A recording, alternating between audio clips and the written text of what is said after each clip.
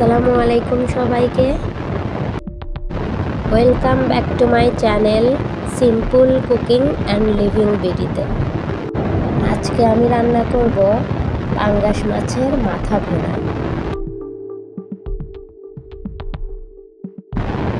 একটি কড়াইয়ে নিয়ে নিচ্ছি পাঙ্গাস মাছের মাথা,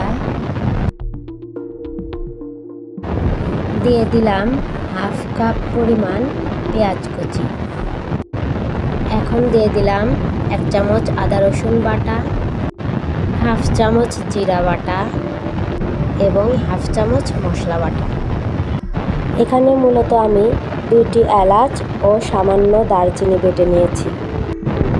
এখন দিয়ে দিচ্ছি 1 চামচ মরিচের গুঁড়া, হাফ চামচ হলুদের গুঁড়া এবং হাফ চামচ ধনিয়া গুঁড়া। এখন দিয়ে দিচ্ছি একটি ছোট্ট টমেটো পেস্ট, স্বাদ মতো লবণ দিয়ে দিচ্ছি প্রায় 1 চামচের মতো। এখন মশলাগুলো ধুয়ে সামান্য পানি দিয়ে দিলাম। এখানে দিয়ে দিয়েছি 1/3 কাপ রান্নার তেল, যেটার ক্লিপ নেওয়া হয়নি। এখন সবগুলো উপকরণ একটু ছড়িয়ে নিচ্ছি। 2 মিনিট পর ঢাকনা উঠিয়ে একটু নেড়ে চেড়ে নেব।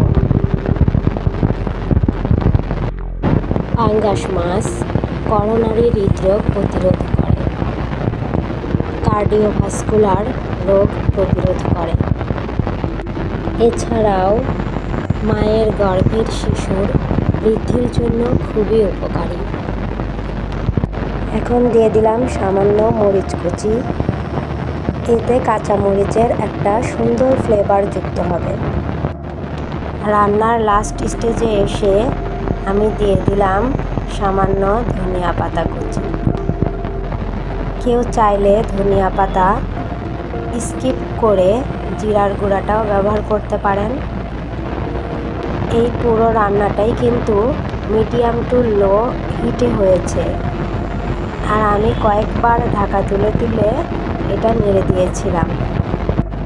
ধনেপাতা কুচি দেওয়ার পরে 2 মিনিট লো ফ্লেমে জাল করে নিতে হবে। এখন আমি সার্ভ করে নিচ্ছি। পাঙ্গাস মাছ অনেকেই পছন্দ করে না, তবে এভাবে রান্না করলে মাংসের চেয়েও ভালো লাগবে। আল্লাহ তাআলা বাঁচিয়ে রাখলে পরবর্তী কোনো রান্নাবান্নায় দেখা হবে। সে পর্যন্ত সবাই ভালো থাকুন। আল্লাহ হাফেজ।